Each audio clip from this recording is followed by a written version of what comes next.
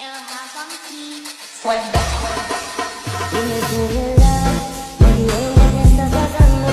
Tú no sabes cómo estoy sufriendo, eso te lo tengo que decir. Cuéntame, tu despedida para mí fue dura. ¿Será que te llevo a la luna?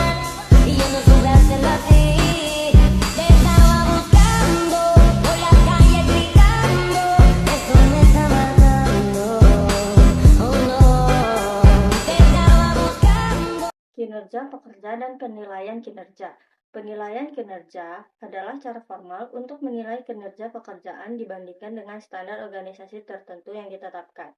Terdapat 3 tujuan penilaian kinerja. Yang pertama itu untuk pekerja, sebagai sarana penguatan, kemajuan karir, informasi tentang pencapaian, tujuan sumber, umpan balik, untuk meningkatkan kinerja. Yang kedua itu untuk supervisor, yaitu dasar untuk keputusan personalia, penilaian pencapaian tujuan pekerja, kesempatan untuk memberikan umpan balik yang membangun kepada pekerja, dan kesempatan untuk berinteraksi dengan bawahan. Lalu yang terakhir untuk organisasi, yaitu sebagai penilaian produktivitas individu dan unit kerja, validasi metode seleksi dan penempatan personel, sarana pengakuan dan motivasi pekerja, lalu sumber daya informasi untuk evaluasi dan kebutuhan pelatihan personel atau efektivitas untuk intervensi organisasi. Pengukuran kinerja pekerjaan. Kriteria kinerja adalah cara untuk menentukan kinerja yang berhasil atau tidak berhasil. Kriteria kinerja merupakan salah satu produk yang muncul dari analisis pekerjaan terperinci. Karena begitu, elemen-elemen spesifik suatu pekerjaan diketahui. Akan lebih mudah untuk mengembangkan cara menilai tingkat kinerja yang berhasil atau tidak berhasil. Kriteria kinerja objektif versus subjektif. Kriteria kinerja objektif melibatkan pengukuran beberapa aspek kinerja pekerjaan yang mudah diukur. Sedangkan kriteria kinerja subjektif itu terdiri dari penilaian atau peringkat yang dibuat oleh beberapa individu yang berpengetahuan.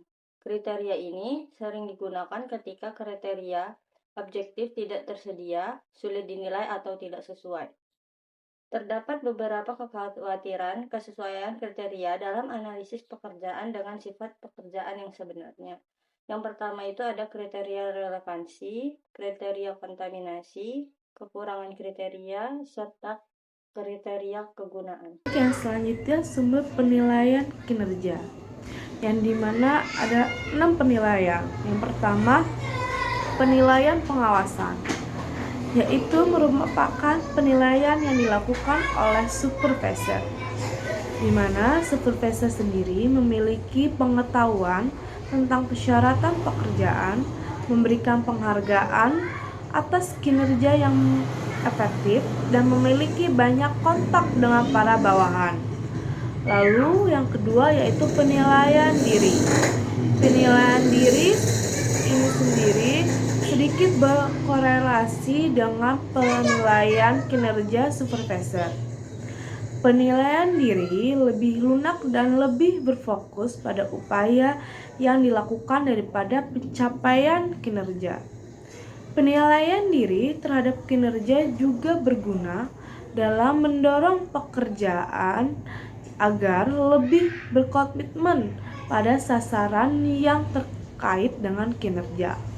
Lalu yang ketiga yaitu penilaian sejawat, yaitu penilaian yang memiliki kesesuaian antara penilaian kinerja oleh rekan sejawat dengan penilaian supervisor.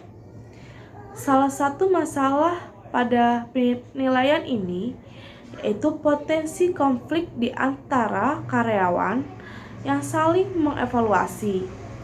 Masalah khusus ketika rekan kerja bersaing untuk mendapatkan imbalan kerjaan yang terbatas. Lalu yang keempat yaitu penilaian bawahan. Penilaian bawahan yaitu untuk mengefektivitas orang-orang dalam posisi pengawasan atau kepimpinan. Mungkin sangat penting karena memberikan perspektif yang berbeda dan bermakna tentang kinerja seorang atasan. Yaitu yang kelima, penilaian pelanggan. Penilaian pelanggan itu sendiri penilaian yang dibuat oleh pelanggan. Umumnya penilaian ini tidak dianggap sebagai metode penilaian kinerja, namun dianggap ketika penilaian ini menawarkan perspektif yang menarik mengenai apakah jenis pekerjaan tertentu melakukan pekerjaan baik. Lalu yang keenam atau yang terakhir yaitu umpan balik 360 derajat, yaitu merupakan metode pengumpulan penilaian kinerja dari atasan, bawahan, rekan kerja, pelanggan, dan pihak terkait lainnya. Ini merupakan suatu bentuk penilaian kinerja yang komprehensif, mengumpulkan penilaian dari semua tingkatan dalam apa yang biasa. Selanjutnya terdapat metode individu. Metode penilaian kinerja yang ini melibatkan penilaian terhadap seorang karyawan oleh dirinya sendiri. Meskipun penilaian dilakukan secara individual, penilaian menggunakan metode individu tetap dapat membandingkan penilaian satu individu karyawan dengan penilaian individu karyawan lainnya. Dalam metode ini terdapat beberapa skala, yaitu yang pertama ada skala penilaian grafis. Metode penilaian kinerja yang menggunakan skala yang telah ditentukan untuk menilai pekerja pada dimensi pekerjaan yang penting. Skala ini biasa menilai pekerja pada sejumlah aspek penting seperti yang ada pada gambar berikut, yaitu pada pekerjaan, kualitas pekerjaan, ketergantungan, dan kemampuan untuk bergaul dengan rekan kerja lainnya. Lalu skala selanjutnya yaitu skala penilaian yang berlandaskan perilaku. Teknik ini menggunakan label yang mencerminkan contoh perilaku buruk, rata-rata, atau baik. Skala penilaian berlandaskan pada perilaku untuk menilai pekerjaan perekrut pada dimensi keterampilan penjualan. Di sebelah kiri terhadap poin penilaian dari angka 8 hingga 1. Deskripsi pada sebelah kanan setiap kategori memberikan contoh insiden perilaku yang akan membedakan keterampilan para perekrut dari tingkat tertinggi hingga terendah.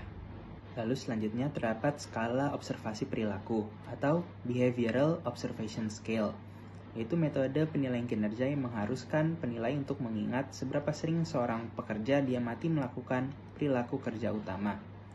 Teknik penilaian kinerja yang terkait dengan BARS atau yang sebelumnya telah kita bahas adalah skala BOS.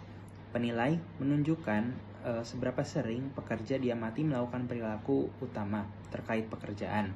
Sementara BARS berfokus pada ekspektasi bahwa seorang pekerja akan mampu melakukan perilaku tertentu yang merupakan ciri khas dari tingkat kinerja tertentu. Lalu yang terakhir ada narasi, yaitu catatan tertulis terbuka tentang kinerja pekerja yang digunakan dalam penilaian kinerja. Selanjutnya saya akan menjelaskan tentang metode penilaian kerja. Di metode penilaian kerja ada 3 metode dalam penilaian kinerja. Yang pertama yaitu ada metode perbandingan.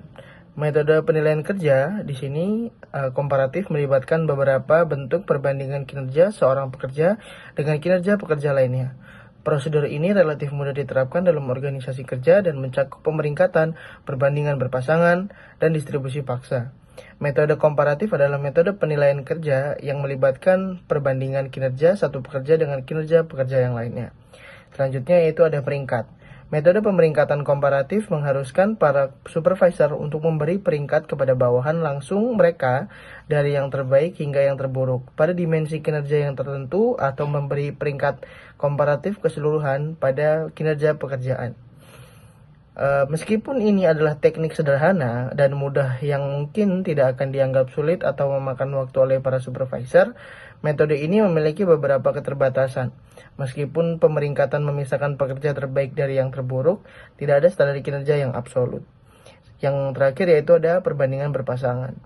Metode penilaian kinerja perbandingan lainnya menggunakan perbandingan berpasangan, di mana penilaian pembandingkan setiap pekerja dengan setiap pekerjaan lain adalah dalam kelompok dan kemudian memutuskan siapa yang berkinerja lebih baik. Tentu saja teknik ini menjadi sulit dilakukan ketika jumlah anggota kelompok yang dievaluasi menjadi besar. Misalnya ada 6 kemungkinan perbandingan berpasangan untuk kelompok yang terdiri 4 pekerja, tetapi 28 pasangan untuk kelompok yang beranggotakan 7 orang. Baik, selanjutnya di sini saya akan menjelaskan tentang distribusi paksa.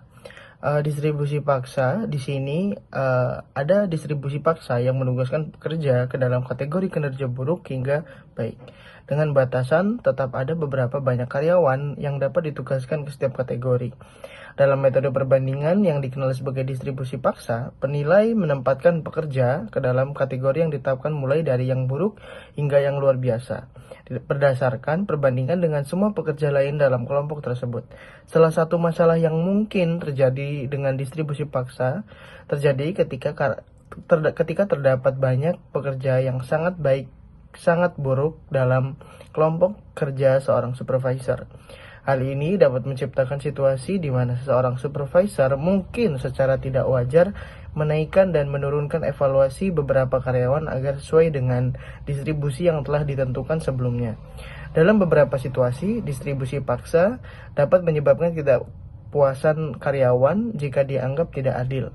Menurut Schreiner, Bull, dan Green tahun 2009, dan jika digunakan dalam situasi PHK, dapat menimbulkan kekhawatiran tentang dampak buruk, menurut Giumetti, Schroeder, dan Switzer tahun 2015.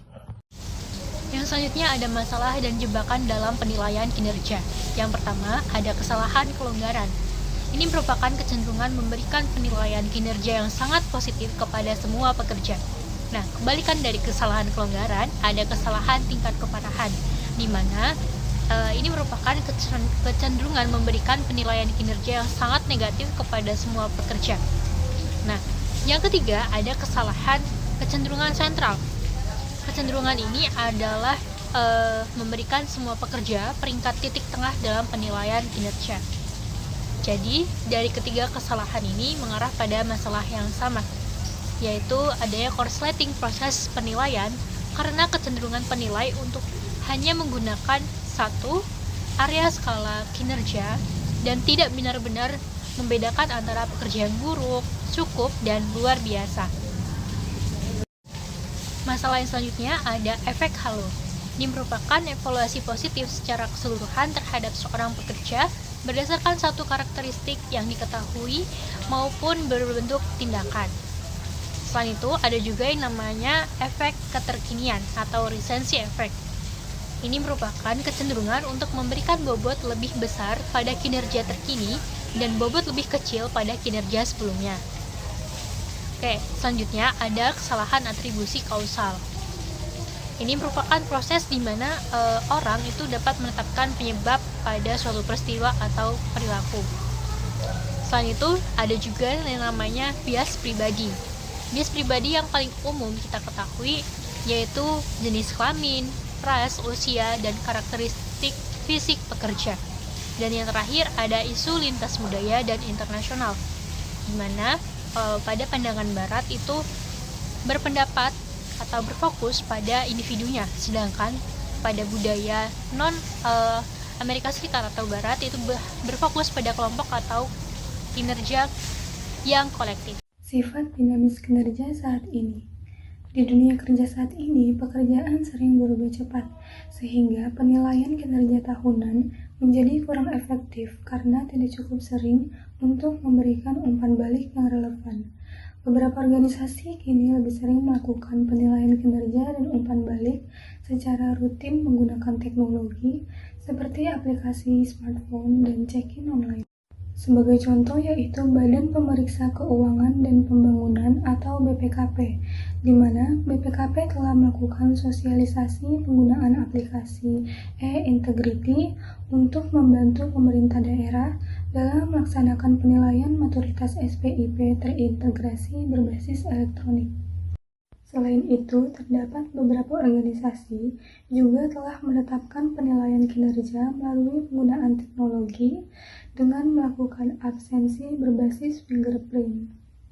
Contoh tersebut merupakan bentuk penilaian kinerja melalui teknologi yang dilakukan oleh beberapa organisasi. Adapun keuntungan penggunaan teknologi adalah masalah bisa diatasi lebih cepat, teknologi yang cepat lebih menarik, penilaian kinerja lebih cepat memungkinkan kenaikan gaji dan promosi yang lebih cepat, dan membantu meningkatkan keterlibatan pekerja. Selanjutnya, proses penilaian kinerja. Proses ini terdiri dari dua bagian, yaitu penilaian kinerja dan pemberian umpan balik. Penilaian kinerja adalah proses pengambilan keputusan kompleks yang melibatkan evaluasi kinerja pekerja secara menyeluruh. Umpan balik kinerja adalah proses pemberian informasi kepada pekerja terkait dengan tingkat kinerja dan saran untuk perbaikan di masa mendatang. Selanjutnya, permasalahan hukum dalam penilaian kinerja. Penilaian kinerja harus mematuhi hukum dengan memastikan bahwa penilaian tersebut valid dan tidak diskriminatif. Menurut hukum, penilaian harus didasarkan pada analisis pekerjaan yang sesuai dengan tugas sebenarnya yang dilakukan oleh pekerja dan dilakukan dalam kondisi standar yang terkendali. Kesimpulan, analisis pekerjaan yang mendalam adalah dasar untuk menentukan dan mengevaluasi kinerja. Penilaian kinerja dilakukan berdasarkan standar organisasi dan dapat menggunakan kriteria objektif seperti jumlah unit atau penjualan dan subjektif seperti penilaian atau rating. Kriteria penilaian harus relevan, bebas dari kontaminasi, dan mampu mengukur kinerja secara tepat. Metode penilaian meliputi penilaian diri, penilaian rekan kerja, penilaian bawahan, penilaian oleh atasan, dan umpan balik.